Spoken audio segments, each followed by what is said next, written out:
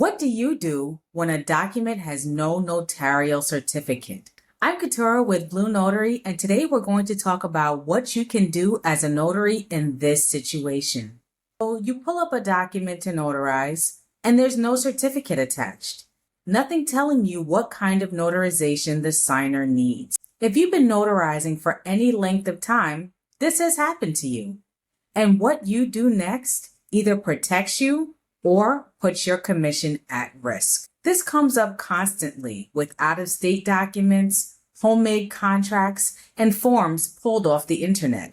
The document is real and the signer needs it notarized, but there's simply no certificate language attached telling you what type of notarial act applies. And here's the part that trips people up. As the notary, you are not the one who decides whether this should be an acknowledgment or a jurat.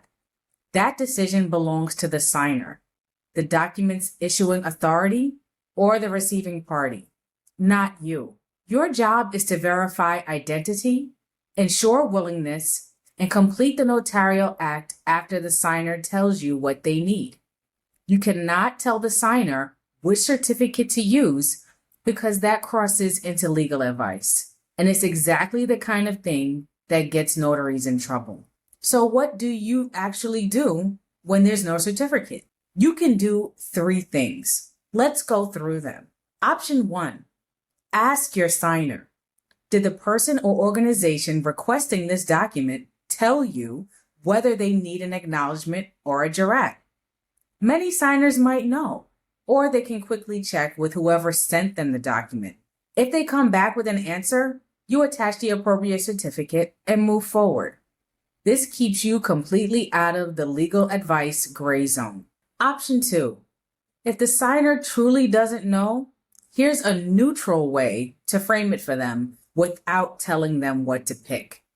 Explain the difference factually and then let them decide. An acknowledgement simply confirms the signer appeared before you and acknowledged they signed the document. It doesn't require them to swear to the contents being true. A jurat requires the signer to swear or affirm under oath that the contents are true, and you administer that. Once you've explained the factual difference, ask them, are you swearing that what's written in this document is true, or are you simply confirming that you signed it? Their answer tells you which certificate applies, and notice, you didn't tell them what to choose. They told you based on a factual explanation. Option 3, if the signer is unsure, the document is unusual, or you're not comfortable proceeding, it is always acceptable to decline the notarization and refer them back to whoever requested the document. This isn't a failure, it's responsible practice. Here's what not to do. Don't guess. And don't tell the signer, most people pick this one. That's still steering them toward a legal choice.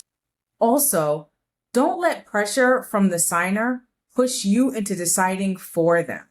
If they just say, pick whichever, that's your cue to pause and explain again that this is not your call to make. So you have 3 options when there's no certificate. Confirm with the requesting party, explain the factual difference and let the signer choose, or decline and refer them back to you at a later date. All 3 of these options keep you compliant and keep the decision where it belongs, with the signer, not with you. I hope this was helpful. If you run into this and handled it differently, feel free to drop it in the comments. And if you're ready to bring your notarizations online, visit BlueNotary.us today.